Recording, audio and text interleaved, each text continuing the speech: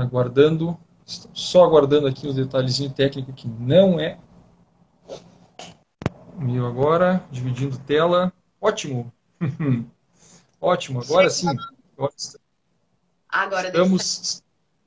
Agora deu certo, estamos ao vivo agora. Estamos ao vivo no Instagram agora do professor João, mas como eu estava tentando aqui falar para o pessoal lá nos Cristãos Pro Vida, que eu disse, não, essa live tem que sair hoje, tem muita informação importante, não pode dar errado. Com Então, mas certeza. graças a Deus deu certo. Apesar de estar aqui no Instagram do professor João, eu quero apresentar o João do Instagram dele. Mas, gente, esse aqui é o professor João Rothschild. Como é que se pronuncia, professor? Durante muito tempo minha família falava Rothschild. E depois eu acabei descobrindo por uma situação absolutamente inusitada que é Roskilde. Então, digamos que a pronúncia correta é Roskilde. Mas, então, pronto, professor Rossilo, professor João, vou chamar de João porque fica mais, né, mais Óbvio, fácil. claro, claro que sim. Então, o professor João é autor do livro A Grama Era Verde, advogado. Eu também sou advogada, professor. E professor de Direito e Filosofia. Professor, eu estou muito feliz aqui de você ter aceitado o convite aqui para participar da nossa live. Eu sempre procuro, com muito carinho, procurar, assim, eu sempre procuro trazer pessoas que possam realmente contribuir com essa conscientização, né? Falar sobre essa questão da defesa da vida, sobre como a gente tem que ser forte, lutar contra essas ideologias malucas que estão matando as nossas crianças, nossos adolescentes, né? Futuros adultos perturbados, né? Então, assim, a gente tem que ser forte, né? Muito forte, rezar muito a Deus. Eu sou católica, eu já vou logo dizendo. E, assim, o que eu peço muito a Deus é que a gente tem que ter muita força, muita fé, porque são tempos muito sombrios que estão vindo por aqui, né? E eu queria, inicialmente, que o senhor falasse aqui pra gente sobre essa questão, por que tanta pressão agora, nesses 2 últimos anos agora, a gente viu na França, foi ano passado na França, e no finalzinho desse ano, né, já a Argentina, assim, logo primeiro dia do ano, a Coreia do Sul. Então, assim, o México já começou a se pronunciar sobre a questão vai fazer vai saber o que é que a população quer, sendo que sempre a população é maioria pró-vida, na Argentina a maioria pró-vida. Mas eu queria que o senhor falasse para a gente, por que essa rapidez, essa onda dessa cultura da morte está vindo com toda? E antes que o senhor responda, eu já vou até dizer, a Débora Diniz já até disse numa entrevista para a Marie Claire que vai conseguir através do judiciário, né? A liberação, né? A tentar a legalização do aborto via judiciário. Porque a gente sabe que na nossa legislação mesmo é contra, né? Vai tentar, assim, no ativismo judicial, né? Uhum. Em primeiro lugar, assim, eu te agradeço enormemente o convite, porque é mais uma oportunidade de falar sobre um tema que me incomoda muito, no sentido positivo e negativo da palavra, até quando eu estava expondo aqui no início, esperando o teu ingresso, né? Que na verdade deveria ser um pouco diferente, mas aí deu problema no Instagram da atualização e tudo mais, então eu acabei reiniciando e acho que acabou dando certo. Então, é mais uma oportunidade de falar sobre um tema que me incomoda em dois sentidos. No sentido positivo, de que é uma reflexão que nós precisamos fazer numa sociedade absolutamente decaída como a nossa. E aqui não é nenhum tipo de constatação bizarra, pessimista ou qualquer algo do tipo. Né? Ela é uma constatação de fato. Né? Nós estamos decaídos em inúmeros aspectos. Né? O ser humano, ele é vamos colocar aqui o termo bem cristão aqui, ele é um pecador por excelência, né? Então, claro, o que nós podemos minimizar talvez sejam os danos desse pecado ou os tipos de pecados. Agora, nós vamos errar, nós somos falhos, né? E nós estamos falhando cada vez mais. Então, a nossa sociedade, ela, ao trazer esse tipo de pauta, ela de alguma forma ou de outra, ela incomoda. Então, incomoda nesse sentido da reflexão. E no sentido negativo, exatamente pelo desperdício de uma vida, né? E aqui uma vida para falar em uma situação específica que nós podemos ampliar, os números são absolutamente absurdos naqueles que envolvem a questão do aborto. Né? Quando tu me coloca uma pergunta nesse sentido, né, por qual razão, né, eu sou pessimista também, já adianto, né, eu sou um pessimista, acho que talvez os conservadores eles tenham essa característica, né, não o pessimista lúgubre, né, o sujeito que está para baixo, sempre olhando o passado com, de repente, com um certo saudosismo, né, aí seria um reacionário, né, mas eu vejo que o meu conservadorismo ele é um conservadorismo natural, né? Os autores conservadores eles dizem isso, né? Nós somos conservadores naturalmente, né? Podemos perder isso mais ou menos, mas nós queremos conservar algumas coisas, né? E aí, claro, mesmo as feministas ou mesmo aqueles que lutam pela legalização do aborto, eles também não deixam de conservar algumas coisas, né? Então isso é bastante curioso. Mas uma das questões que tu levantaste agora, essa primeira questão, né? Por qual razão há essa, digamos, essa efervescência desse movimento para que as coisas fluam para um determinado lado, que nós sabemos aqui que é a legalização do aborto. A primeira resposta que a gente poderia pensar, poderia estruturar é a seguinte, né? Existe uma onda de reforço ao conservadorismo. E o conservadorismo tem uma tendência natural de preservar ou conservar. Logo, por consequência, os políticos mais voltados ao conservadorismo e aqueles que são os representantes populares mais voltados ao conservadorismo, até mesmo aqueles poucos membros que também estão presentes nas mais diversas esferas de poder, vão tentar rejeitar esse tipo de modificação. Então, esse seria o primeiro ponto aqui. Então, há um certo desespero, e aqui o desespero eu não uso no sentido negativo, desespero no sentido de acelerar, né? Ou querer fazer as coisas de forma mais rápida e célere possível. Há um certo desespero por parte de correntes progressistas, em que o feminismo é o braço que atua nessa área, de legalizar.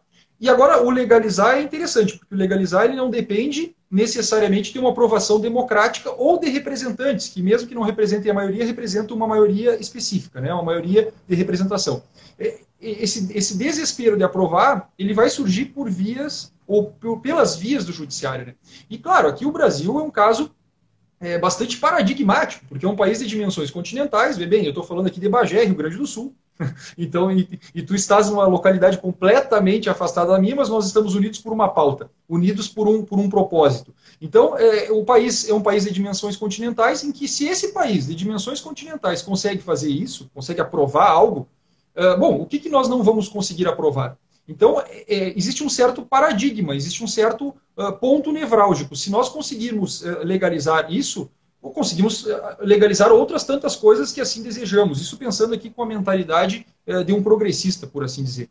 E, claro, nós sabemos que se a maioria da população se opõe, se os representantes populares, número um, ou por representarem mesmo a população, que é algo um pouco difícil, ou número dois, por temor a essa maioria que rejeita isso, não aceitam a legalização, façamos pela via do judiciário, que está muito bem aparelhado. E aqui, quando eu falo judiciário, eu estou falando aqui Supremo Tribunal Federal, que é um caso bem específico aqui. Está muito bem aparelhado. Aparelhado em que nível? Né? Aparelhado ideologicamente. Nós temos os ministros altamente vinculados a uma ideologia, uma visão de mundo muito específica, por mais que alguns autores digam que quanto mais esse ministro se afasta no lapso temporal dos seus presidentes da República que assim os indicaram, mais esses ministros ganham independência. Ora, as coisas não são bem assim. Os ministros tendem a manter uma certa visão de mundo. O caso do Barroso é o caso mais simples de ser falado e mais simples de ser comentado. Fica até fácil de falar sobre ele. O ministro Luiz Roberto Barroso, ele tem muito claro os seus posicionamentos. Eu tenho muitos livros dele aqui, não concordo com nenhum dos posicionamentos dele, mas leio para entender como é que ele trabalha com essa linha de raciocínio. Mas, ao mesmo tempo, esse é o caso simples de ser resolvido. O grande detalhe é como mapear os outros ministros que não mostram tanto assim as suas garras do ponto de vista público, na mídia e na imprensa, mas que ao longo dos processos que estão sendo desenvolvidos, ao longo das decisões que eles devem proferir, eles acabam, de alguma forma ou de outra, reforçando tudo aquilo que o ministro Barroso acaba expondo publicamente. Então, o desespero, ou digamos, essa aceleração, essa maneira de executar essas novas pautas abortistas, que são abortistas, né? Até muitas vezes se diz, né, nem todo apoiador do aborto é abortista. Bora lá, isso é uma terminologia aqui para tentar brincar um pouco com as coisas, né? Não vamos brincar, vamos falar sério, né? Então, ou seja, essa tentativa excessiva de aprovar pautas favoráveis ao aborto, e aí, claro, pode variar no país o tempo pode variar o lapso temporal em que eu posso ou não posso executar esse aborto, ou coisas nesse sentido, né? Mas esse desespero, ele nasce por uma razão central, que é o avanço de um conservadorismo, e esse conservadorismo aqui não como algo negativo ou positivo, um fato. Pautas conservadoras entraram novamente no debate em países em que elas estavam absolutamente esquecidas do ponto de vista sequer prático, imagina teórico. O caso do Brasil aqui é um caso específico, né? Eu estou falando aqui do Brasil.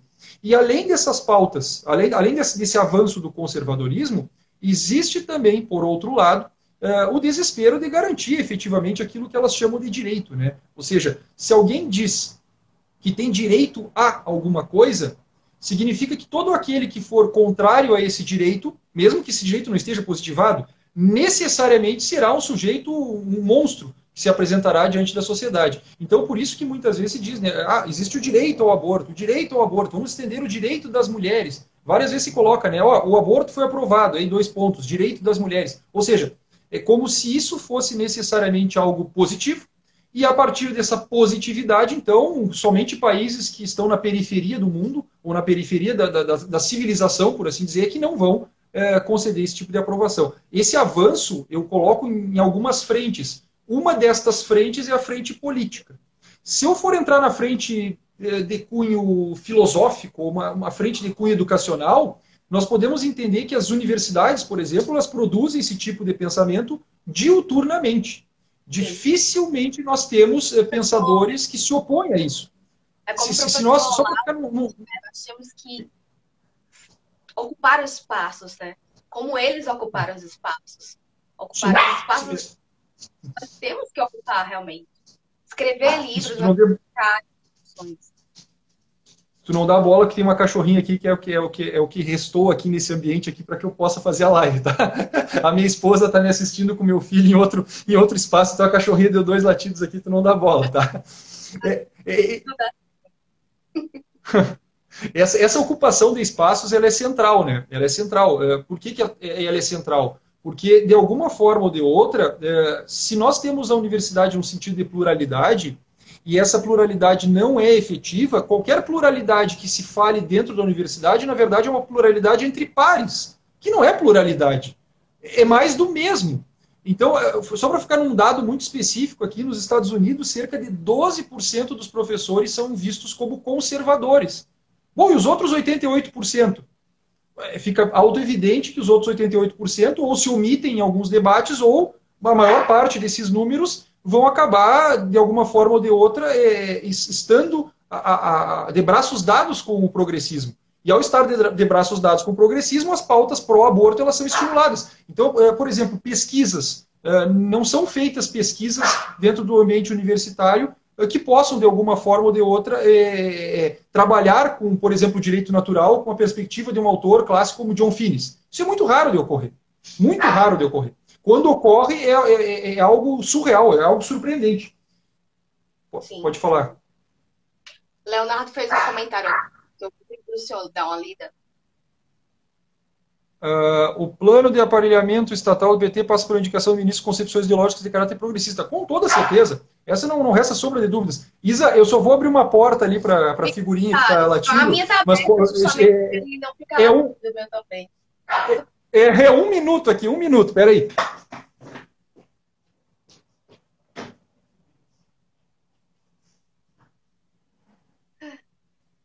Aqui também é a mesma coisa, gente. Também tem um cachorrinho, tem 2, na verdade. 2. Estou de volta. Estou de volta. Então, essa questão do aparelhamento estatal, né, feito pelo Partido dos Trabalhadores, ela é grave, ela é gravíssima, né? O Supremo Tribunal Federal ele foi invadido por um partido, e muito mais do que por um partido, mas por uma ideologia, né?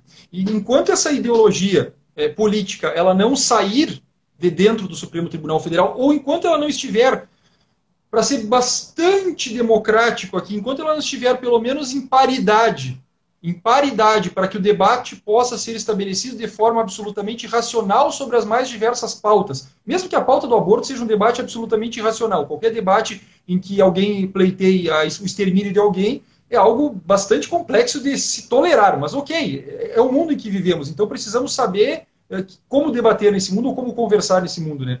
Também não podemos, como eu sempre coloco, né, não podemos nos fechar àqueles que são favoráveis à questão do aborto. Por que eu digo isso? Como professor, dentro da sala de aula, o trabalho que eu executo fora é completamente diferente do que eu executava dentro da sala de aula. Dentro da sala de aula eu sempre tive uma visão bastante plural, apesar de ter as minhas convicções e, digamos, eu vou brincar aqui, né, a minha investigação da verdade, que digo, é a verdade. Mas dentro da sala de aula, dado o contexto que nós temos, existe um processo de abertura que tem que ser um pouco diferente para que a gente possa trabalhar com os diversos pontos. E a partir disso, mostrar como é que a verdade pode ser construída ou descoberta. Aqui não entrando em nenhum jogo filosófico aqui, só para tentar contextualizar. Então, se nós não temos sequer paridade de debate teórico, e aqui também outro parênteses, né? Os ministros do Supremo muitas vezes desconhecem as grandes teorias que envolvem a questão do aborto. Eles simplesmente reproduzem aquilo que outros pensam e debatem de forma muito sórdida. Por que sórdida? Porque eles não mostram todos os lados da moeda de um tema polêmico. Se nós não temos sequer isso, não existe debate sobre o aborto nas camadas de poder. O debate sobre o aborto está sendo feito aqui numa live, vai ser feito, de repente, no cotidiano, com algumas pessoas envolvidas com essa questão, com grupos como o que tu representas, que estão trabalhando com essa temática, com grupos feministas que estão querendo o contrário do que nós pensamos, mas o debate nas esferas de poder, ela não existe. Ela não existe exatamente porque, muitas vezes, o Supremo Tribunal Federal só espera a oportunidade de executar a melhor decisão para o caso em questão, que no caso em questão, se fosse levantado, como já é levantado, tem a DPFs aí aos montes, né? A DPF 442 é um exemplo. Se surgir oportunidade, com toda certeza vai ser aprovado. É questão de oportunidade. O ministro Luiz Fux, isso eu já falei até numa outra live, não estou recordado, mas o ministro Luiz Fux já disse, declarou, né, quando ele assumiu a presidência, um pouco antes, né, que ele não levantaria determinadas pautas para não tumultuar as questões políticas e não criar mais cisão com os bolsonaristas. Foi um termo que foi utilizado ali pela Folha de São Paulo, se eu não estou enganado. Bom, o que ele está querendo dizer, né? Ora, se eu tivesse um governo que não tivesse esse tipo de defesa, provavelmente nós estaríamos debatendo essas questões do Supremo, e o debate no Supremo ele não existe, na verdade seria a aprovação. E aí eu sou bem pessimista. Com certeza, e olha a previsão que eu estou fazendo, até bizarra, né? Mas com certeza, de forma absolutamente infeliz, eu tenho que dizer isso, com certeza o nosso Supremo nessa configuração é questão de tempo para aprovar a questão do aborto. E a ideologia também. Com certeza. Exatamente. A gente vê que é uma pauta realmente progressista e que já foi aprovado na Argentina. Então, assim, realmente, no México está sendo discutido.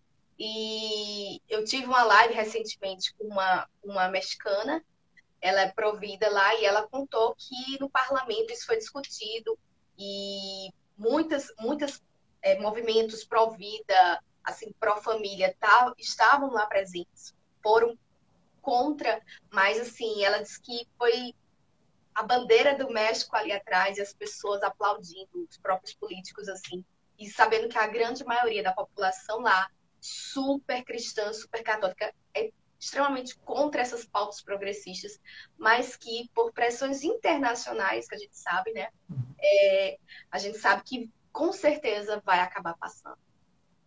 Eu falo de forma bastante triste, né? Infelizmente isso ocorrerá. Em que grau isso ocorrerá, claro, eu não tenho a menor ideia, né? Porque é bastante curioso, né, esse tipo de situação, né? No início, né, sempre, quando eu falo início, né, muitas vezes, se a gente for remontar um pouco os processos de debate lá nos anos 60, 70, principalmente nos Estados Unidos da América, que são os debates que norteiam as conversas contemporâneas sobre esse ponto, né? E aí tem inúmeros autores e feministas também trabalhando com isso.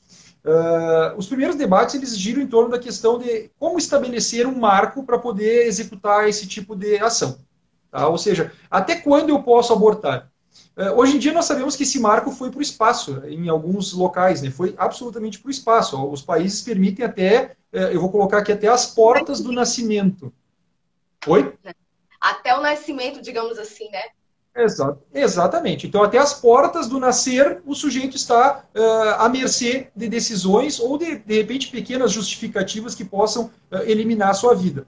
Claro, e aí, obviamente, que também eu faço essas considerações. Né? Nem todas as circunstâncias vão conduzir a isso, mas, até porque existem determinados riscos que também as mulheres que querem praticar também não querem passar. Então, entrando aqui na zona factual, né, das coisas, né, essas possibilidades elas são para alguns casos e que vão ocorrer. E quer queira ou quer não, nós não temos como fugir também disso, porque essa é a realidade em alguns países. E para acrescentar, né, esse é um ponto que é, ao mesmo tempo, final de uma época, ou seja, debater o aborto, a possibilidade, ele marca um término de uma época, sobre o entendimento acerca de como proteger a vida no ventre materno, mas ele amplia, ele já inaugura um outro debate que envolve, por exemplo, quem eu posso descartar. Sim. Que aí é um outro problema. Vários países na Europa já aprovaram aborto. Oi, desculpa, eu não escutei. Na Islândia, né, a gente sabe que não tem praticamente casos de crianças com síndrome de Down. São pouquíssimos casos. Os pais realmente querem e assumem o risco de ter uma criança com síndrome de Down. E a gente vê, por exemplo, discussões como a eutanásia, né? Então, assim, está ganhando fortemente, assim. Então, quer dizer, o aborto, até pela questão, assim, né? Não, mas eu acho que matar a criança pela questão de que ela vai sofrer nessa vida, vai ser uma criança com problemas genéticos, mentais, alguma coisa assim, né, aquele aborto sentimental, alguma coisa assim desse tipo. É um absurdo o aborto eugênico e a questão da eutanásia, né? Então, quem somos nós que vamos decidir pela vida de um ser humano, né? É um absurdo isso. E essa questão que tu falou da síndrome de Down era exatamente o ponto que eu ia chegar na Islândia, né? Mas, por exemplo, na Alemanha, se eu não estou enganado, cerca de 50% dos fetos detectados com síndrome de Down também acabam não nascendo, né? Na Inglaterra, é um caso também bastante curioso, eu cheguei a alguns números, eu acho que eram mais de 7 mil bebês que não vieram ao mundo com síndrome de Down no período de um ano. Eu posso estar um pouco equivocado no meu número, mas uma vez eu fiz um breve estudo a respeito dos dados que eles tinham à disposição. Até publiquei um artigo na época, posso estar um pouco equivocado com o número, mas era um número absurdo de bebês com síndrome de Down que estavam sendo descartados. O aspecto central que eu também tinha detectado era o seguinte: os pais que davam a permissão para que esses bebês viessem ao mundo, usando aqui a terminologia progressista, né? Esses pais, na maior parte dos casos, é porque não tinham, eles deram essa permissão porque eles não tinham feito os exames para detectar se aquele bebê tinha ou não síndrome de Down. E boa parte deles, se soubesse, não teria permitido. Então, nós já chegamos nesse patamar de talvez mapear quem pode e quem não pode. Alguns países já foram muito claros com relação a isso. Existe um debate severo sobre essa situação. E, claro, a pergunta que tu fez agora, quem somos nós, né? Nós somos simplesmente outros seres vivos que habitam o mesmo planeta, que, para pensar numa perspectiva bastante naturalista, né? E que tem que, de alguma forma ou de outra, conviver com os outros dentro de ideais de civilidade. Se nós esquecermos o mínimo de proteção para aqueles que são absolutamente incapazes de tomar algumas decisões ou de se proteger, nós vamos inverter todo o processo de Estado de Direito e nós vamos colocar agora o poder na mão dos mais fortes, porque quer queiramos ou não, a grosso modo, quando uma mãe decide que vai abortar, ela decide que vai abortar porque ela tem o poder sobre aquele ser que está dentro do seu corpo. Então, se ela tem aquele poder, é porque ela pode esmigalhá-lo, ela pode destroçá-lo, ela pode fazer o que ela bem entender. Porque se ela não pudesse fazer pela força, ela talvez não fizesse. Ou se ela pudesse fazer e ao mesmo tempo tivesse um efeito colateral severo, no sentido de ter uma reação daquele ser, porque aquele ser poderia se defender, provavelmente aquele ser seria intocável. Então, nós estamos colocando o direito na mão dos mais fortes. E isso para a proteção de uma vida, para a proteção de seres indefesos, para uma ideia de Estado de Direito minimamente razoável, é um verdadeiro absurdo. A nossa sociedade ela está colapsando nisso e ela não enxerga isso. Esse debate aqui, claro, né, nós estamos aqui preocupados, existem outros grupos preocupados, tudo mais. Mas esse debate aqui, ele muitas vezes ele não entra nas esferas de poder da forma com que deveria entrar. E ao não entrar, nós estamos, número 1, nos omitindo, aqueles que não colocam esse debate em pauta, e número 2, nós estamos absolutamente abertos àqueles que querem destruir o tipo de civilização que nós construímos, que é um tipo de civilização que lidou ao longo dos tempos com essa temática do aborto, sim. Existiram retrocessos, avanços, isso é absolutamente normal na história, mas o contexto que nós nos colocamos hoje é que nós estamos politizando a vida. Não é mais um debate que envolve meramente a situação, olha, é vida ou não é? A alma entrou ou não entrou? Que é um debate que poderia ser teológico aqui também para poder compreender a situação. Hoje em dia é um debate meramente instrumental de agendas políticas, que são globalistas em alguns casos, que são locais em outros, mas que atendem aos interesses essenciais do esquerdismo, do progressismo, do feminismo e tudo aquilo que eles carregam junto, né? Teoria é bonito, é interessante, a reflexão é ótima para que a gente possa pensar essa temática, mas na prática esses grupos já tomaram conta das zonas de poder e não vão largar mais. Para largar esse ossinho aqui, como eu digo, né, vai ser muito difícil, uma situação extremamente complicada para que a gente possa reverter esse jogo, né? Quando um cachorro muitas vezes se agarra no braço de alguém, as pessoas tendem a tentar abrir a boca, né, para tentar coibir qualquer tipo de mordida, né? Mas diz a regra, ou pelo menos mostram as regras, que nós temos que levantar as patas traseiras, ou seja, deixar eles instáveis. Talvez seja isso que nós tenhamos que fazer com relação àqueles que defendem o aborto. Nós não podemos entrar no jogo e no debate estabelecido por eles, mas deixá-los instáveis naquilo que eles desconhecem ou que eles não conhecem. Ou seja, eles não conhecem teoria e eles não sabem o que é uma vida, efetivamente, ou o que é uma pessoa humana. Hoje o debate ele tem que ser norteado a partir disso. É utilitarista, né? A questão tem que ser útil, né? Se for uma pessoa com deficiência ou qualquer coisa, isso não é útil, pode ser descartado. É um absurdo. Professor, eu queria que o senhor falasse um pouquinho sobre essa questão ideológica que transforma muito as mentes, por exemplo, o movimento feminista, a gente sabe que é completamente manipulado, né? Faz parte do jogo, né? Que o movimento feminista não luta em nada pelas mulheres, e sim pela questão do poder, somente isso, né? Revolução sexual e tudo mais. Mas eu queria que o senhor falasse também aqui para a gente sobre essa questão, como o marxismo cultural e toda essa transformação do pensamento e essa destruição, essa vontade, né, que é essa destruição da sociedade, do Ocidente, na verdade, né? Porque a questão, o cristianismo, né, o judaísmo, tudo isso, que ainda traz aquele sentido de vida, de valores e tudo mais, então, e que é muito presente aqui no Ocidente. Então, tirar completamente essas barreiras para a implementação de qualquer ideia diabólica de destruição completa da identidade do ser humano, de qualquer coisa, faz parte, né, desse jogo agora que nós estamos vendo, essa nova ordem mundial, né, que está se instalando praticamente. Quando se fala em marxismo cultural, né, o pessoal à esquerda, o pessoal progressista tende a dizer que isso é teoria da conspiração, como se não existisse, né? Ideologia de gênero, eles falam a mesma coisa, né? Não existe uma ideologia de gênero, não existe marxismo cultural, não existe essa ordem globalista, ou seja, são os negacionistas ao extremo, né? E brincando aqui com o termo, né? Nós somos os negativos. Exatamente. Então, o verdadeiro negacionismo no campo cultural, ele está exatamente na esquerda, né? Porque, claro, né, obviamente, que talvez não exista um termo específico dizendo, olha, isso é ideologia de gênero, mas quando tem um conjunto de ideias que trabalha com uma determinada linha de raciocínio que defende o que essa ideologia defende, nós podemos chamar isso de ideologia. Quando nós falamos do marxismo cultural, que é um termo que foi muito criticado, muito deturpado, muito vilipendiado, né? Um termo muito achincalhado. Quando nós falamos em marxismo cultural, o que nós estamos tentando dizer? Ora, Marx teve algumas pré-compreensões acerca da realidade dele, no século em que ele viveu, e que ele fazia determinadas defesas para que a modificação da sociedade fosse feita à luz da sua teoria. Isso invadia o campo da economia, invadia o campo da luta política, ok, ficávamos mais ou menos por ali, mas algumas questões Marx já deixou costuradas para que os herdeiros pudessem fazer as leituras corretas, caso assim desejassem. Né? E quais eram essas costuras? Por exemplo, o campo da educação.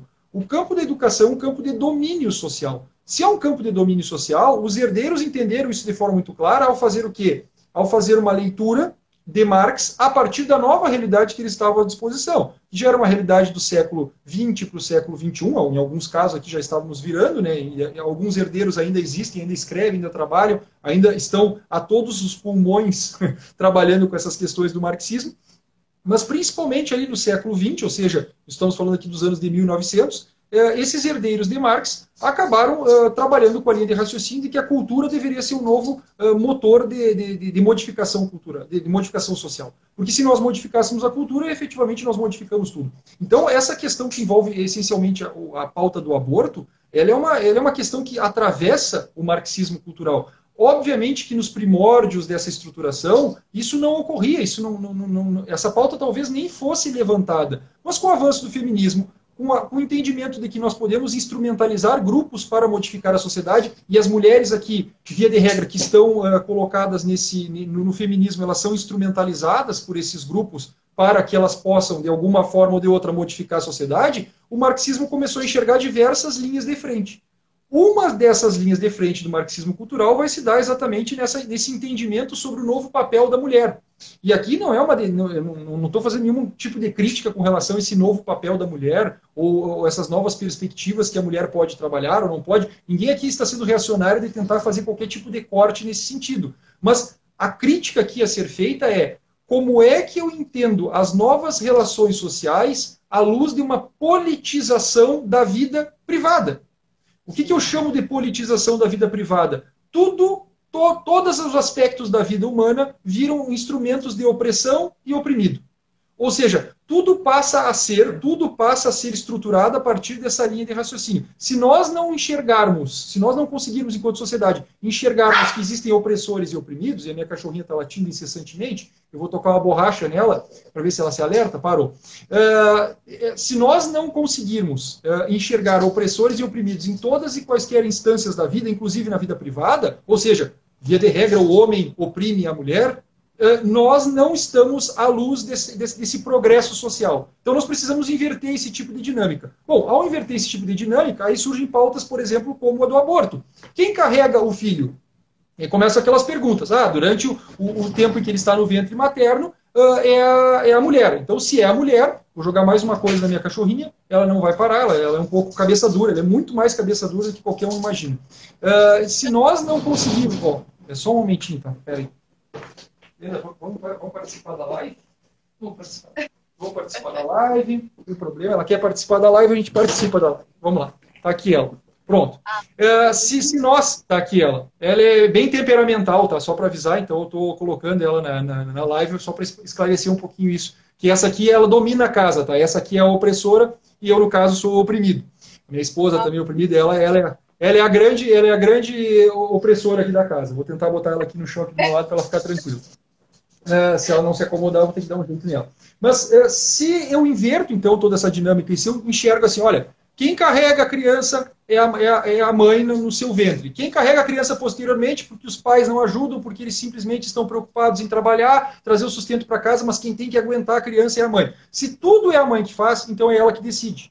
Então agora eu inverto, não são mais os homens ou não são mais os representantes populares que vão decidir, não é nada disso, porque tudo é uma esfera desse patriarcado, tudo é uma esfera dessa reestruturação cultural, tudo está em torno dessa linha de raciocínio de um marxismo cultural que vende a ideia de que tudo é resultado de uma relação entre opressores e oprimidos. Então eu preciso escolher um oprimido na relação e o opressor.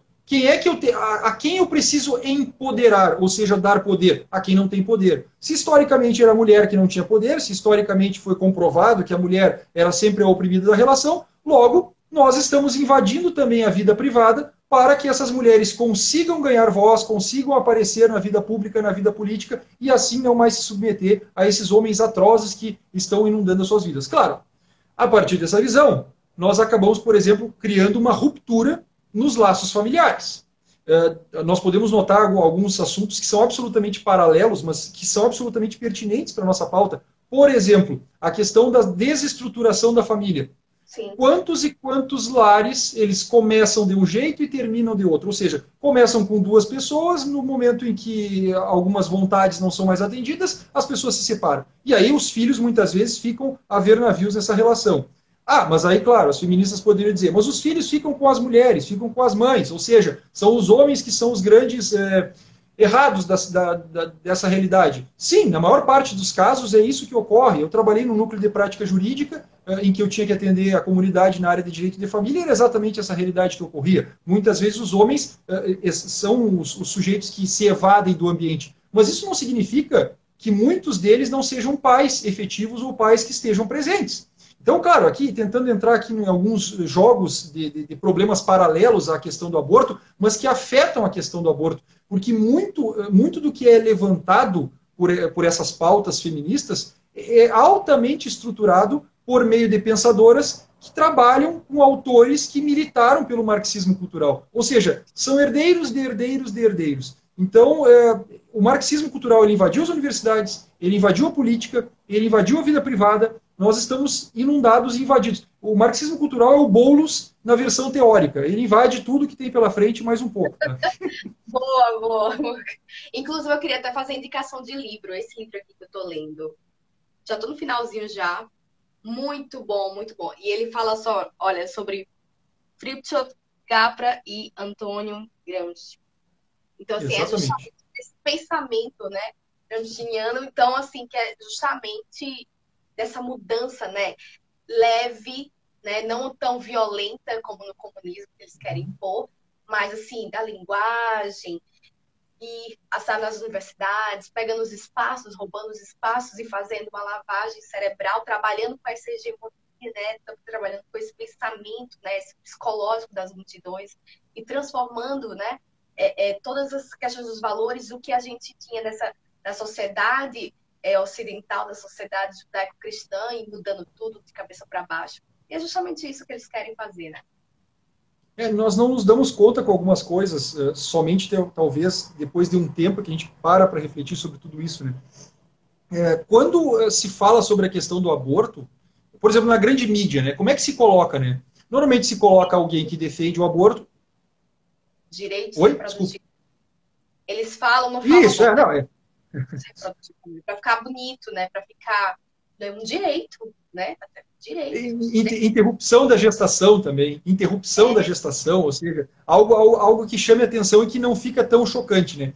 E quando se coloca normalmente no debate, se coloca uma pessoa muitas vezes vinculada. Acho que 100% dos casos talvez sejam pessoas vinculadas ao feminismo, de um lado, normalmente uma mulher, versus um religioso no sentido de colocar, a mídia coloca isso para quê?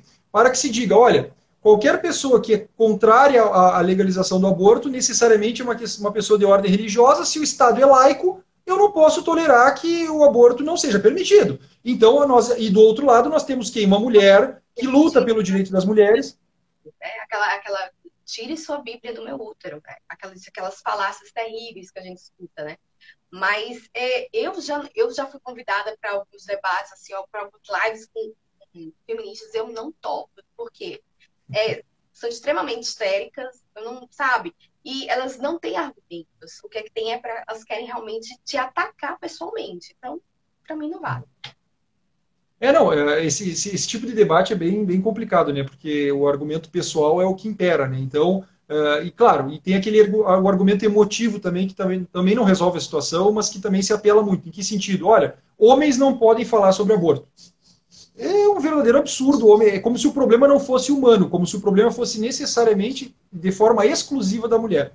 Então, é um argumento que vai estar também recheado do lugar de fala, né? A famosa Djamila Ribeiro, que criou o grande nome dela aqui no Brasil, mencionando a questão do lugar de fala, né? Somente aquele sujeito que se coloca, ou que está no lugar do outro, sofrendo tudo aquilo que o outro sofre, necessariamente poderá falar sobre aquele ponto. Se não, cala tua boca, vai para casa e fica quieto e deixa os outros decidirem sobre essas questões. Ou seja, um homem não vai poder trabalhar com essa temática. Claro, né? Aqui não entrando nas questões de trans, que podem inundar também o imaginário popular, que são algumas pessoas que são reconhecidas pela sociedade agora já como homens, mas já engravidaram. Então, tem toda essa temática aqui, mas colocando aqui numa linguagem mais retrógrada, vamos usar assim, homens não têm determinadas funções reprodutivas para gerar bebês, naquele sentido de ventre materno, logo eles não podem se comunicar a respeito dessa temática.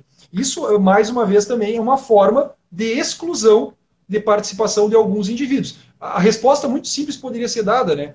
Num debate, por exemplo, com uma feminista a respeito dessa temática. Ora, se um homem não pode se pronunciar e falar o que eu falo a respeito do aborto, porque eu não sou mulher e não sei o que é essa situação, bastaria que uma mulher falasse o mesmo que eu falo para que fosse ouvida. Então, a questão ela poderia ser resolvida de forma muito simples. Esses argumentos abortistas, ou esses argumentos pró-aborto, eles são facilmente destrutíveis, porque eles não se fundam na base, nos pilares essenciais do direito positivo, que são as regras ou a ideia que nós temos de direito natural, que é preservação da vida, preservação da liberdade, preservação mínima de uma propriedade que é resultado do esforço individual ou coletivo da sociedade para a construção de algum bem para o usufruto de todos. Então, quando o movimento feminista rompe com a natureza humana, ele rompe com o direito, e ao romper com o direito, tudo o que é dito é facilmente derrubável. Mas, claro, nós estamos numa sociedade em que qualquer um que tentar derrubar será visto como um sujeito tirânico, um sujeito opressor e que não conhece o outro lado. Ou seja, a nossa formatação cultural já está de tal forma deturpada que qualquer indivíduo que tente romper com isso, ele vai ser mal visto. Nós invertemos os valores. Ao invés de mantermos os valores que formaram no nosso Ocidente, nós estamos chegando num estágio tal em que nós invertemos tudo e, bom, vamos derrubar tudo de uma vez por todas. Né? A questão é só de tempo, talvez, para essa derrubada. Mas... nós somos os fanáticos porque defendemos a vida, né? Nós somos os negacionistas. Tão absurdo, assim, é imoral, assim, é muito louco, assim, realmente. Eu tinha colocado recentemente um post nos Cristãos Pro Vida, um vídeo curtinho da Sarah Winter contando como você desmascarar e deixar um abortista no chão. E aí ela colocava, né, os métodos, né, que são implementados numa morte, né, instrumentalização da morte do bebê. Então, assim, ela foi falando todos os métodos, né? E aí eu coloquei no meu post e muitos comentários, assim, absurdos. Esse post bombou e foram muitos comentários, assim, pró-vida, né? Realmente defendendo, achando um absurdo realmente que a vida tem que ser mesmo preservada. E comentários pró-aborto, né? A favor do aborto, das feministas que vieram em bando, né? Os urubus vieram todas juntas. E realmente, assim, nossa, aí eu peguei e fiz prints, sabe? Prints dos comentários mais, assim, estrúxulos, mais loucos, mais, assim. E tipo assim, era aquela coisa assim, mas vai ser mais um pobre nascendo, isso, sabe? E tipo assim, então quer dizer que pobre não pode nascer. Se uma mulher é pobre e o bebê nascer, ele vai ser um pobre marginal, né? Traficante, alguma coisa. É o destino dele, vai ser esse eterno, então tem que matar. Então, nesse pensamento. Outro, uma comparando feto, um bebê, né? Eu não chamo feto, mas um feto como um parasita, um verme. Gente, um vírus. Eu coloquei, sabe, no meu. Fiz os posts colocando os absurdos e as pessoas leram, porque assim, se a gente fala, parece que é mentira, né? E isso saiu da maioria das vezes de adolescentes. E o que eu fico vendo? Adolescentes tendo esse tipo de opinião, tendo esse tipo de. Escrevendo esse tipo de asneira na internet. Então, meu Deus, eu fico imaginando essa pessoa, a mente está completamente deturpada. Eu fico imaginando. É uma futura louca defendendo, sabe? Saindo por aí, engravidando e no outro dia já querendo abortar, como se fosse indo ao dentista arrancar um dente. Pronto. Eu acho que em 2017, até está no meu livro esse artigo, tá? Em 2017 eu publiquei um artigo num jornal local. O título do artigo é Você Abortaria Renato Portaluppi. Se alguém quiser procurar, pode procurar que vai achar aí na internet tranquilamente também. Está no meu livro, mas está também disponível na internet, tá? Não estou falando contra o meu livro, as pessoas podem ler sem comprar o livro, mas está lá à disposição. Na época, o Grêmio tinha ganhado a Libertadores da América e, bom, eu aproveitei uma situação que envolvia o PSOL, Partido Socialismo e Liberdade, né, a maior incongruência de termos aqui, mas é o nome do partido, em que ele estava envolvido com aquela moça que acabou abortando na Colômbia, porque depois pagaram as passagens para ela, ela tinha feito o pedido no Supremo Tribunal Federal e o pedido não foi julgado a tempos e tudo mais. Tá? Então foi um dos primeiros passos aí que de forma mais clara, que o PSOL estava tentando para legalizar o aborto no Brasil. Obviamente o Barroso estava aceitando e não tinha problema algum. E eu inaugurei o título, baseado, inclusive, numa reflexão que uma feminista famosa fez a respeito de um experimento social sobre a questão do aborto para justificar o aborto.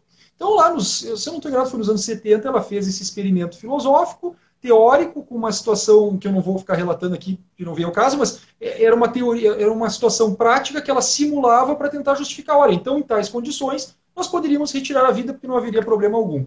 E eu fiz um experimento bizarro no artigo, deixei isso claro também, né? Caso nós soubéssemos, porque no caso em questão, na época, né, a moça dizia que queria abortar porque ela queria fazer o curso de direito, não teria condições, já tinha outros filhos, não tinha apoio de ninguém para auxiliá-la. Inclusive, uma ONG de Curitiba, na época, acabou ofertando um emprego para ela e não se levou adiante a situação, né?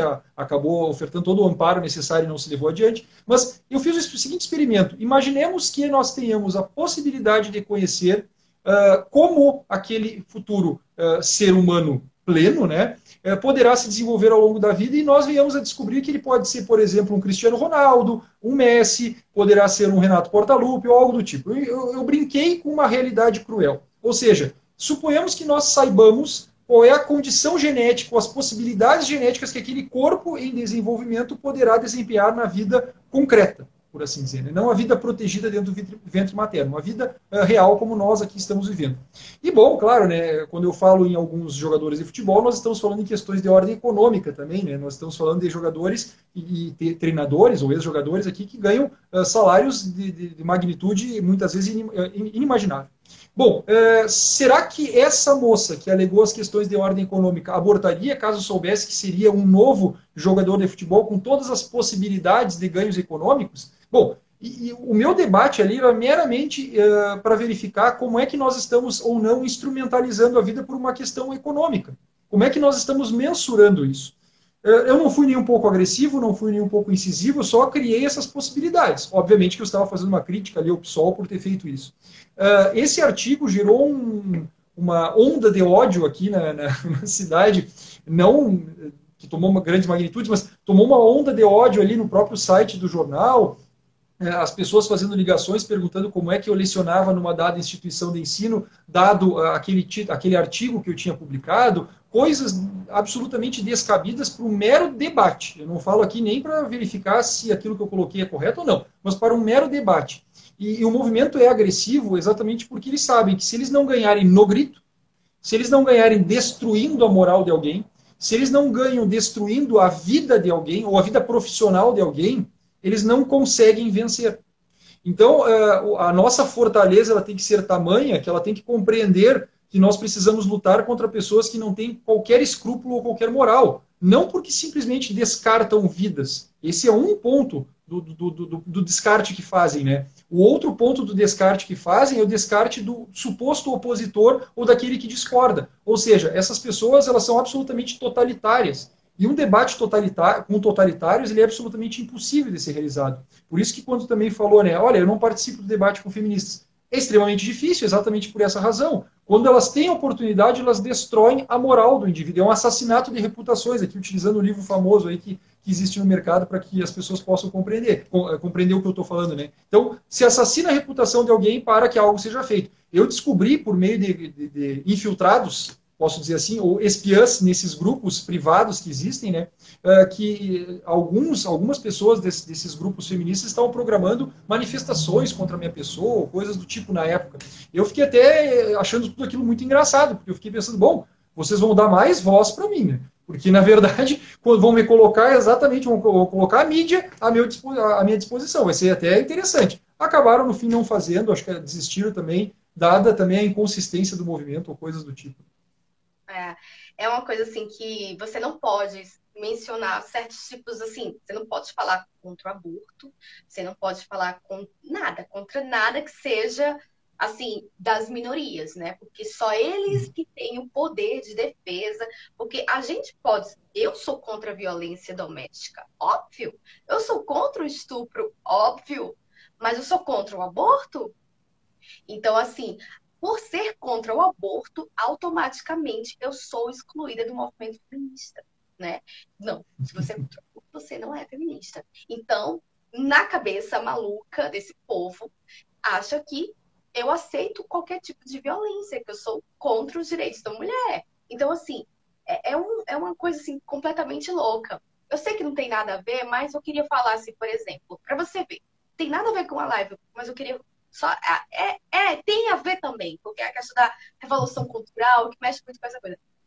Por exemplo, a primeira pessoa que tomou a vacina da Coronavac, né, em São Paulo, né? Enfermeira negra. Tipo, se tivesse enfermeira branca, né? Então, assim, eles tinham que colocar, né, uma coisa, a palavra-chave, que não tinha nada a ver ter colocado, bastava dizer que era enfermeira, uma pessoa, né, do grupo realmente de risco, que tá ali manipulando com pessoas e tal, enfermeira, mas tinha que colocar, né? Então, assim, para justamente, né, para trabalhar com as minorias, né? Então, essas são as minorias intocáveis, né? São as minorias, sabe? São o aparelho, o aparelhamento aqui do que vai trabalhar, né? Para essa luta de classes, né? Que eles querem tanto, essa luta moderna de classes, né? De heterossexuais contra homossexuais, mulheres contra homens, e tudo mais, assim. Essa forma moderna de fazer essa bagunça, desestruturar toda essa sociedade e criar esse caos, né?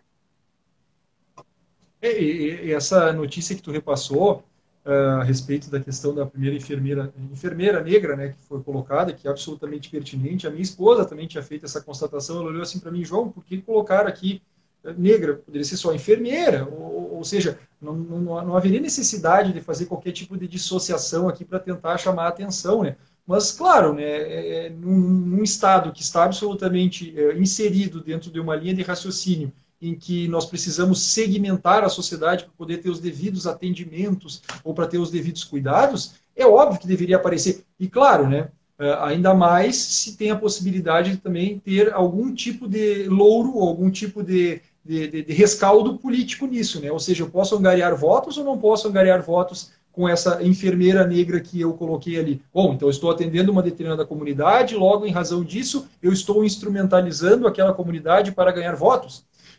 Um tipo de crítica aqui que os conservadores fazem muito e eu acho que é absolutamente pertinente, né? Então, esse ponto aqui que também tu abordou, né? Ser contra a violência doméstica. Óbvio, isso é auto-evidente. Eu acho que qualquer ser humano minimamente racional, ele é absolutamente contra a violência doméstica. Ser contra o estupro, não precisa nem mencionar, é uma situação também absolutamente normal. O problema é que para as feministas é um absurdo, da tilt. O cérebro não junta quando se diz assim, ó, somos contrários ao aborto. Opa, como assim? De que forma vocês são contrários? Ou seja, as coisas não fecham por quê? Porque existe uma certa cadeia de raciocínio estruturada na mente de um progressista em que determinadas pautas ou determinadas linhas de raciocínio são absolutamente entendidas como principiológicas. São dogmas, eu não posso romper com esses dogmas. Se eu rompo com algum deles, eu já não me enquadro. E se eu já não me enquadro, isso é um potencial para excluir alguém, né? Então, por isso que também o debate, o diálogo fica extremamente complexo com uma feminista. Porque se nós não conseguirmos... Oi. Não, aí você já é considerada assim, aí ela já deseja o mal pra você, né? Tomara que você seja estuprada. Pra você ver. Gente. Não, acrescenta o fato de que ser um homem falando sobre esse tema, então, bom, aí piora. Um homem branco, bom, piorou a situação. Um homem que não tem cabelo, então, provavelmente seja um neonazista. Então, assim, existe... Você é um trans cabeludo. Exatamente. Dentro dessa nova perspectiva aqui, eu também não posso me entender dessa forma. Mas essa linha de raciocínio que elas estruturam para revolucionar a cultura, muitas delas são absolutamente também instrumentalizadas pelo movimento. Como tu falou, algumas meninas, né, falando sobre algumas questões. Essas meninas, provavelmente, elas não sobrevivem num debate de 2 minutos com alguém. Por quê? Porque muitas vezes elas só reproduzem aquilo que elas veem das pessoas que elas entendem como lideranças ou como intelectuais sobre um determinado pensamento. Então, essa revolução cultural, ela também cria esses expoentes, né? E quem são esses expoentes, né? O intelectual orgânico, né? O intelectual orgânico, muitas vezes, do Gramsci, é aquele sujeito exatamente que está inserido nas diversas camadas da sociedade, não necessariamente está nas zonas de poder tradicional, como, por exemplo, as universidades, e dá para verificar aqui uma situação bem clara, né? Os professores perdem o seu espaço paulatinamente com o passar dos anos, ou seja, eles são menos ouvidos, né? a não ser que o professor fale exatamente aquilo que a plateia quer ouvir, que é outra conversa aí, né? Mas o que ganha, o que passa a ganhar espaço, né? As pessoas que ocupam determinados setores da música, por exemplo, dos esportes, e se essas pessoas falam algumas temáticas para esses grupos, bom, elas são vistas como novos intelectuais, ou seja, nós precisamos ouvir porque essas pessoas são importantes na grande mídia. Né? Sim, sim. Vamos falar de uma pessoa muito intelectual, minha gente. Felipe Neto, gente, pelo amor de Deus, o intelectual da nova era. Para você ver, gente, pelo amor de Deus, onde é que a nossa geração, os nossos adolescentes, futuros, eu não sei qual é o futuro da nação, pelo amor de Deus, já tô morrendo de medo já. Mas, professor, eu queria que o senhor falasse aqui também sobre um ponto importantíssimo. Eu queria saber como é mais ou menos aí no Sul, mais ou menos, o pensamento do pessoal.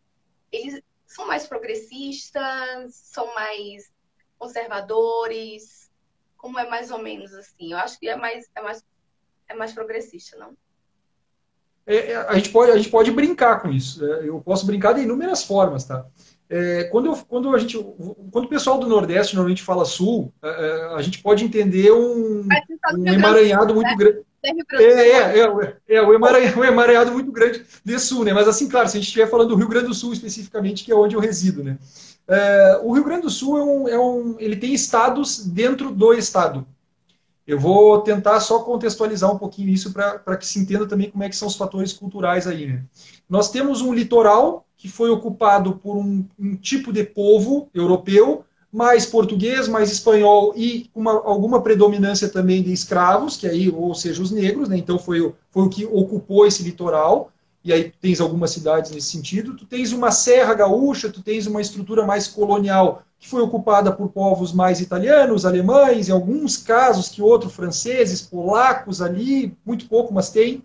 E tu tens uma região da campanha. Eu estou tentando separar as coisas aqui. Essa região da campanha é a região onde eu resido.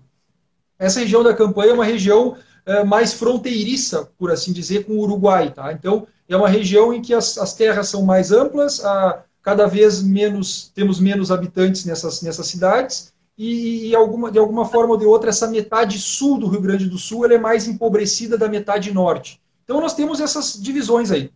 Onde é que eu quero chegar? Dependendo do tipo de colonização e dependendo do número de habitantes em que nós temos numa cidade, nós conseguimos mais ou menos mapear como é que são as inclinações. Aqui em Bagé, especificamente, nós já tivemos governos do PT aqui, só para falar de um partido que é um partido progressista. E um partido que tomou conta aqui da cidade durante um período de 16 anos, se eu não estou enganado. Tá?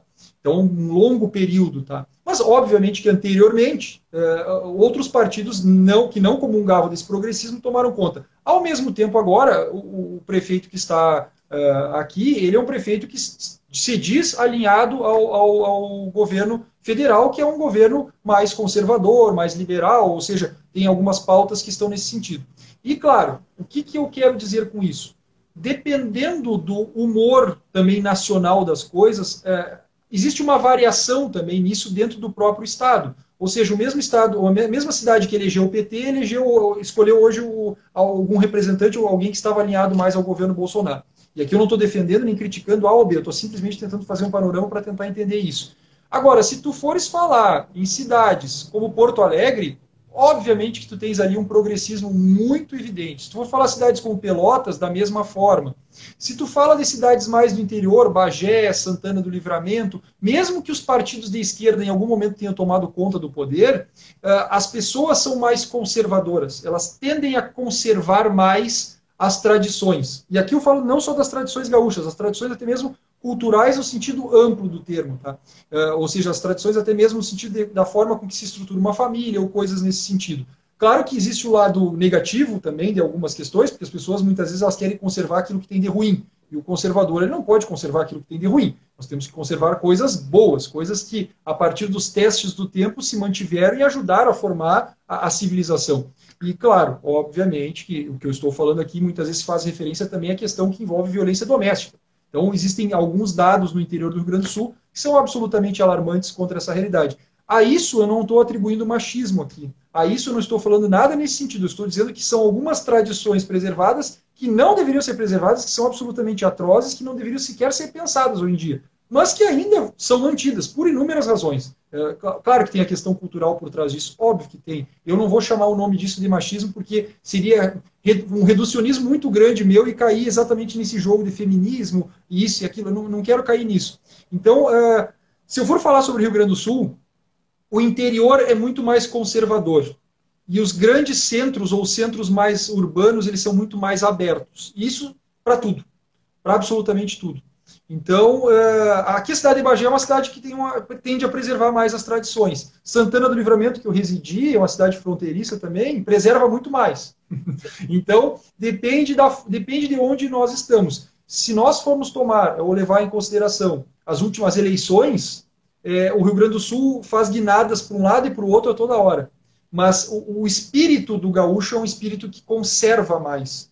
Não necessariamente isso é algo bom. Eu estou só fazendo uma constatação. Conservar mais. Conservar o quê? E aí vem o grande debate que o conservador quer colocar, né? Conservar o quê? O que se fala aqui em conservar? E aí, claro, vai depender também da região para dizer exatamente como é que alguém quer conservar alguma coisa ou não quer conservar. Né? A questão do aborto aqui, eu particularmente desconheço os dados aqui de pesquisas que possam ter sido feitas no Rio Grande do Sul, mas eu me arrisco a dizer aqui que majoritariamente aqui a população ela vai se opor a essa temática, apesar dos grandes centros serem muito inclinados ao progressismo. Eles não representam todo o Rio Grande do Sul. Digamos que a figura típica do gaúcho não é o porto-alegrense. A figura típica do Rio Grande do Sul... Oi? Não, mas geralmente assim, né? Os grandes centros geralmente são mais progressistas, né? Mais desenvolvidos, segundo eles, são as pessoas mais iluminadas, né? Na verdade, tem que ver, mas na cabeça maluca deles é mais ou menos isso. Mas, professor, aqui, eu sou paraibana, professor, moro aqui Pois é. João Pessoa aqui, né? Temos a ideia que a mulher, macho, senhor, já ouviu falar? Mas é verdade. Não, aqui a grande maioria é conservadora. Grande maioria. Tem sim seu progressismo lá, nos grandes centros, digamos aqui em João Pessoa, um grande centro.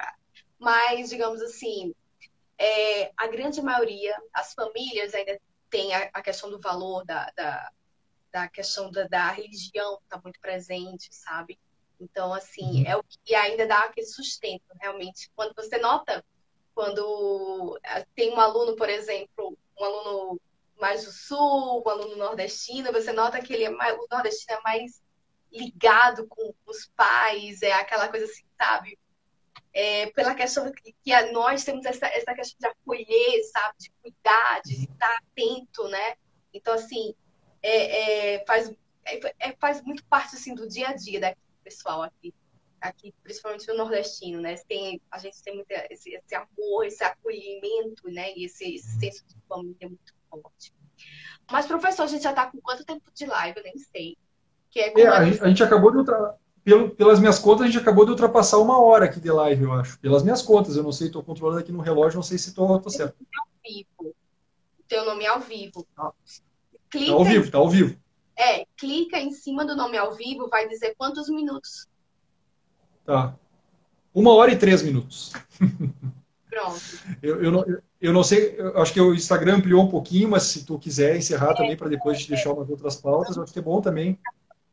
Eu sempre faço live no tempo assim, 1 hora, estourando 1 hora, porque eu ficava sempre com medo.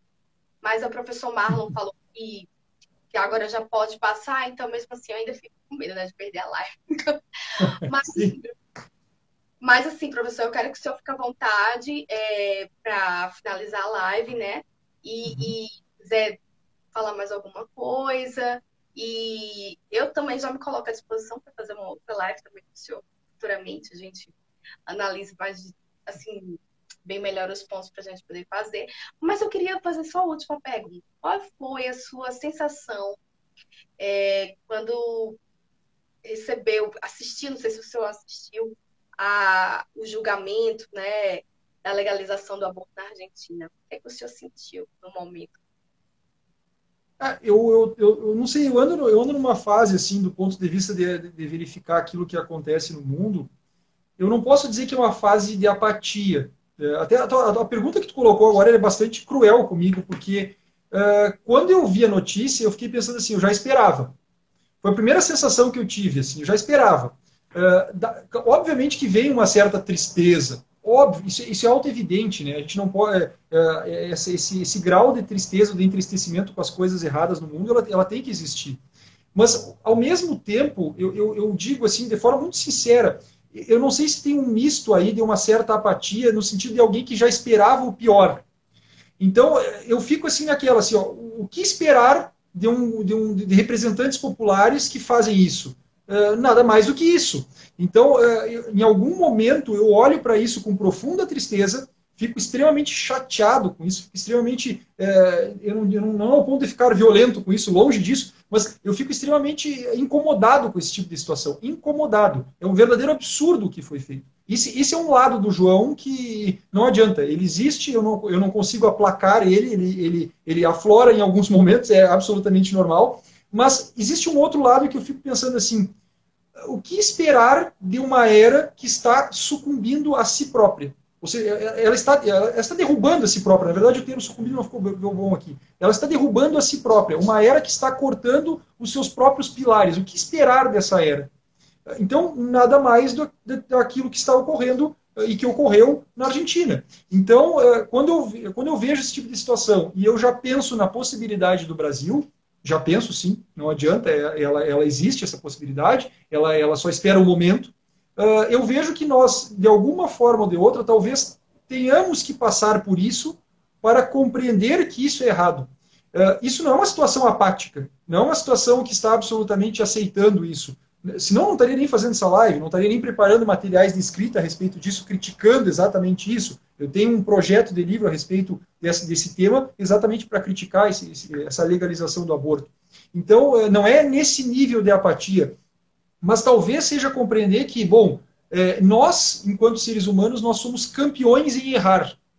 Talvez nós estejamos numa fase em que nós vamos errar muito para talvez resgatar algo no futuro.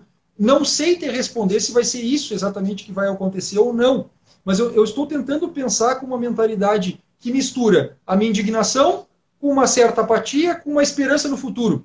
É uma salada de frutas que eu nem sei se está certa, mas é algo que está dentro de mim para tentar pensar essa temática. Se eu não pensar num futuro que possa, de alguma forma ou de outra, em algum momento, lá na frente, ser um pouco promissor, eu também, então, jogo a toalha e digo, bom, a partir de agora eu não faço mais nada, não gravo live, não vou tentar escrever, não vou tentar me pronunciar nos espaços públicos que eu posso me pronunciar, não vou cumprir mais meu papel. Mas, ao mesmo tempo, se eu ficar extremamente chocado com aquilo, no sentido de que não esperava, bom, então eu não estou vivendo no mundo na época em que eu estou habitando, né? Eu estou num outro planeta, eu estou talvez num outro tempo. Então, essa mistura de sentimentos, que são alguns negativos e outros extremamente complexos aqui, de tentar explicar de forma muito rápida, né? É algo que invade um pouco o meu espírito para tentar pensar essa temática do aborto, né? Eu repito, eu fico chocado, sim, com a situação, extremamente chocado, luto para que isso não ocorra, com as armas que tenho, né? Com as armas que eu possuo, mas, ao mesmo tempo, eu não me surpreendo com a realidade quando ela apresenta esse tipo de informação, de notícia ou de legalização. Eu creio que nós vamos caminhar um pouco mais ainda para o fundo do poço para que depois nós possamos pensar ou repensar um pouco como sair dele. Né? Esses movimentos, eles vendem uma aura de bondade, mas eles vendem a maldade encarnada. Né? Então, nós precisamos saber lidar com isso da melhor forma possível e tentar escapar o quanto der para escapar e lutar o quanto der para lutar. Né? Eles usam muito da linguagem, né, para mudar tudo, né? Mudar todos os termos para não dizer exatamente o que querem, mas passar de uma forma super delicada, né? O absurdo e a maldade toda e passar e você aceitar, né? E as pessoas aceitarem, comprarem essa grande mentira, porque tudo é uma grande mentira. Eles querem passar tudo através de uma grande mentira. E tudo é propaganda, né, professor? Tudo é propaganda. Eu tô vendo assim assim, eu sou do tipo assim, se você quer se vacinar, se vacine. Eu só vou me vacinar quando eu tiver certeza, tiver comprovação que essa vacina realmente é eficaz. Eu não vou ser cobaia. Então, assim, meu pensamento, meu direito de, sabe? Então, assim, o que eu vejo é uma propaganda, uma loucura, e sabe? Que tá, assim, agora, nesse momento, as pessoas não estão refletindo nada. Assim, a grande maioria das pessoas que estão dormindo ainda para ver. Que você viu, assim, por exemplo, essa vacina da Coronavac, 50%, 50, alguma coisa, tipo, é um jogo. Você vai ficar imunizado, não vai ficar? Não sei como é que vai ser esse negócio. Tipo, você vai correr o risco e, tipo, esses grandes laboratórios não querem assumir as responsabilidades de possíveis danos que possam ocorrer, porque ainda não tem nada comprovado. Então, assim, e quer impor uma coisa assim, de uma forma obrigatória, digamos assim, ou então é o discurso que você vê nas redes sociais, a grande maioria, né? E já ouvi tem nada a ver com a assunto, né, professor? Mas tem a ver ainda porque ainda estamos falando da questão da revolução cultural, e isso tudo faz parte, viu, gente? E aí você viu agora aquela a Sâmia entrou com um requerimento, um pedido pelo PSOL, né, para o STF para proibir a venda da hidroxicloroquina. Então, assim, e ainda fala que, meu Deus do céu, nós somos os negacionistas. Eles querem matar a população toda, né? Querem tirar o direito de você fazer um tratamento, é, é, assim, aquele tratamento inicial, né? Que Uhum. está salvando muitas vidas. Então, assim, gente, é uma loucura muito grande, é uma ideologia muito maluca que está matando, está invertendo toda a ordem tipo assim, acredito que a dominação e o controle, tudo pelo poder, somente. Com toda certeza, né? Eu acho que uma outra perspectiva, a Sâmia, ela está grávida, né? E chamou o bebê dela, de bebê, obviamente, de 13 semanas, né? Então é bastante curioso que quando é consigo própria, a situação ela se inverte. Não é mais um amontoado de células ou algo que poderia ser estipado de uma forma absolutamente neutra, sem qualquer tipo de sentimento, né? Então, claro, isso viralizou também nas redes e a gente sabe bem como é que acontece, né? Eu acho que dentro daquela perspectiva que tu falou também, que eu me coloco à disposição para uma outra live, para um outro bate-papo a respeito de alguns temas, né? Talvez um dos recados finais aqui que eu quero deixar, né, é que o movimento feminista, assim como outros movimentos sociais, eles também mudam de pautas de acordo com o momento. Enquanto anteriormente as feministas debatiam muito a questão da vida, ou seja, existe ou não existe vida desde a fecundação, hoje o debate ele gira em torno da questão se é ou não é uma pessoa humana que está ali. Então, é um conceito filosófico abstrato e que muitas vezes o debate vai por esse caminho para poder legalizar aquilo que se deseja. Né? E esse debate aqui ele já entrou no Brasil, ele está no Supremo Tribunal Federal, já é a pauta agora já é essa, já é sobre o tema pessoa humana, sobre vida não se debate muito mais, acabou se chegando num certo lugar comum em que é algo muito instável de ser dito, e se é muito instável de ser afirmado, coisas nesse sentido. Então, bom, vamos lá, prepondera o argumento da preservação, ou se é vida desde a concepção, então nós não podemos descartá-la. Agora, é pessoa, é uma vida que tem consciência, merece ser vivida, sente dor, e aí o debate se alarga por isso, né? Eu acho que seria um bom tema para uma próxima live, de repente a gente pensar um pouquinho e trabalhar a respeito dessas temáticas para tentar verificar quais são os argumentos também que eles trabalham para poder legalizar aquilo que eles desejam, que é, na verdade, o extermínio de vidas. Né? Sim, muito bom, muito bom, muito bom mesmo. Professor, eu quero te agradecer imensamente a contribuição aqui, o horário. Eu sei que você tem um filhinho, é um filhinho, né? Tem um Filho, filhinho, filho, tá, Joaquim. foi operada, mas eu quero te agradecer imensamente por ter se disponibilizado aqui, ter participado da live. Muito obrigada. Agradeço a todos que assistiram aqui a live. Muito obrigada. Deus te abençoe muito, meu professor. Da mesma forma, amém, que Deus acompanhe todos os teus passos, passos da tua família. Eu finalizo a live aqui e depois disponibilizo para colocá-la no grupo e tudo dá certinho, tá? Tá Deixa certo, então, tudo de bom. salvo. Tchau. Tchau, tchau, tudo de bom.